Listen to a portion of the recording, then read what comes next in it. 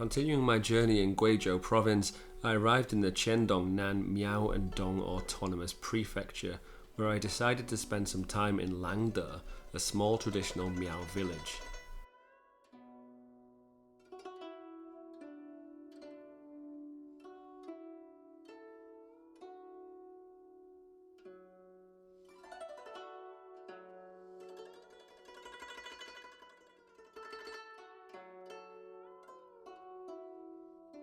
Guizhou is home to a vast number of China's ethnic minority groups.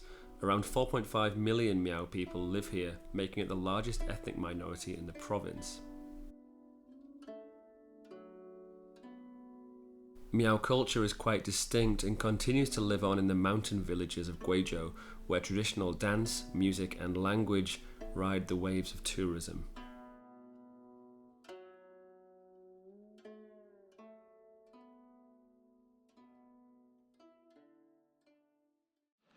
Oh, hi guys, welcome back to Nick in China. I'm here in Langde village. This is a village just behind me. It's where I stayed last night.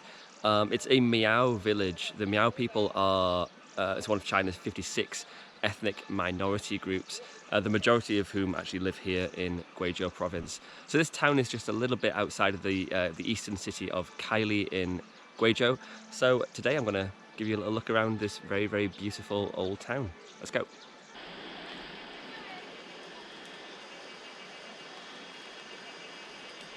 So the majority of the villages in this area of Guizhou are Miao villages, and some of them are very accessible, I think, for tourists, and they've made... It's a noisy bird. A lot of the villages have obviously got cottoned onto, the fact that they can make a lot of money from tourism, which is good because it's a, well, historically very, very poor part of China. There's a village nearby called Xijiang, which is the biggest Miao village in China, and it looks a bit of a Disneyland to me, so I avoided that and came here instead, which is a little bit more quiet. Still has its touristy side, of course, but it's very pretty and people are lovely here. I had quite a nice day yesterday.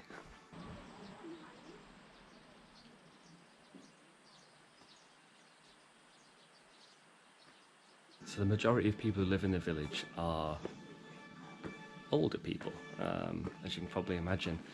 I met a couple of photographers from Beijing, and they were telling me that as far as they're concerned, in 5-10 years time, these kind of places probably won't even exist other than as purely tourist places, because obviously the children, the young people in these families, they all move out to the city. Of course they do.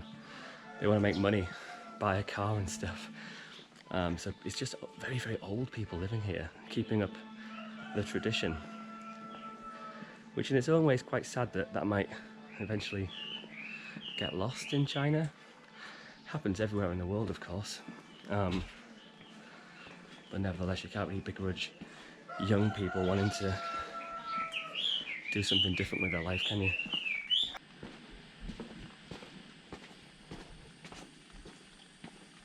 So as with a lot of these kind of villages, especially ones which have a little bit of tourism in them, they have like a performance square, which is here.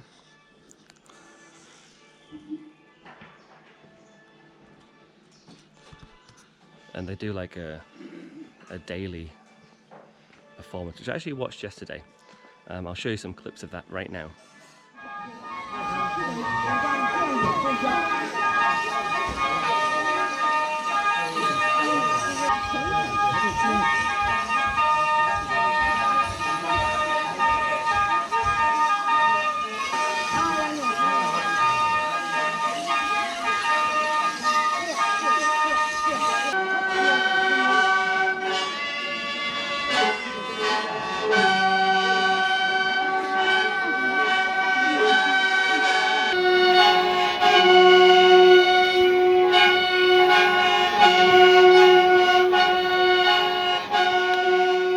What did I think of the performance? It was obviously a very touristy thing. A lot of tour buses came in for it. Everyone sat down, watched it, clapped, took photos, and then most people left. Not many people actually stay in the actual village, it seems. Certainly in the place that I'm staying in, my guest house, there's only me there. I'll show you around that a little bit later on. The performance was good. I mean, it was interesting to see some of the culture, particularly like an instrument that's very famous here called the lusheng. It's like a very long, really like a wind instrument that's about 3 meters long. That was quite interesting. As are the clothes that are worn traditionally by the Miao women, which, as you can see, silver features very predominantly. Basically, the more silver you wear on your head in Miao culture as a woman, it's a sign of your level in society and the wealth that you have. It was good. I felt a little bit, how can I say it? It was a little bit jazzed up for tourism, a bit too, you know. I have this problem. My number one pet peeve in China, most people will say things like staring and stuff, doesn't really bother me. My number one thing in China that drives me nuts, people shouting through microphones. Holy shit, when there's no need for it. And it was all done via very loud, very crackly microphone. Kind of took something away from the moment for me. Yeah,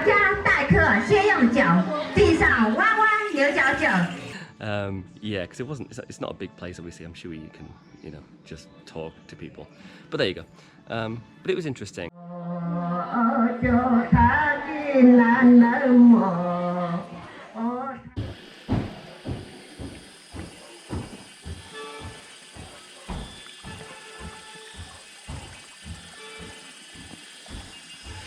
你好，你好。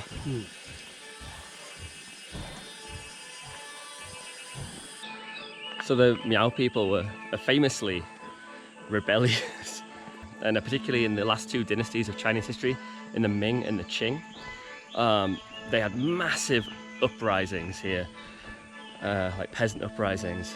One of which was led by a guy from this village. His former residence is still here. It's been updated a bit, I think. A guy called Yang Dalu. But there was these huge rebellions against the empire, which tended to result in a loss for these people, and as a result, they were quite heavily persecuted by particularly the Qing dynasty. There was reportedly mass castrations of Miao boys, and as a result, lots and lots of Miao people fled south, where they still live today in Laos and Myanmar in Southeast Asia. There's still big populations of Miao people there too.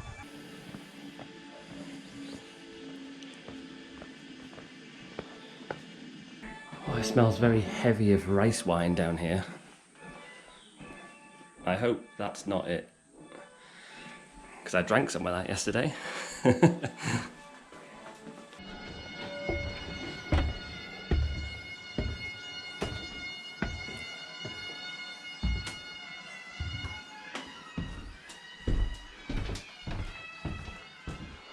So this is the room that I stayed in.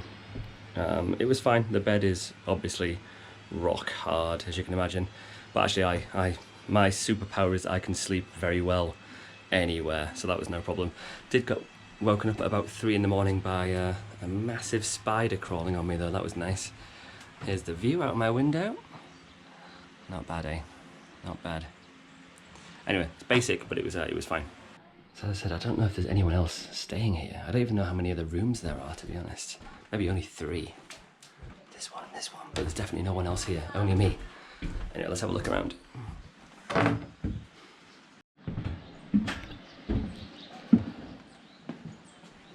Shared bathrooms. Hello. So it was a kind of a pretty standard having a shower, not trying to break your ankle in a squat toilet kind of situation. It's exciting. Yeah, it was fine. Honestly, it was fine. And the owners are very lovely. And it's a nongjia le, so it's like a farmer house. So they also cook food for you as well. So I had a meal here.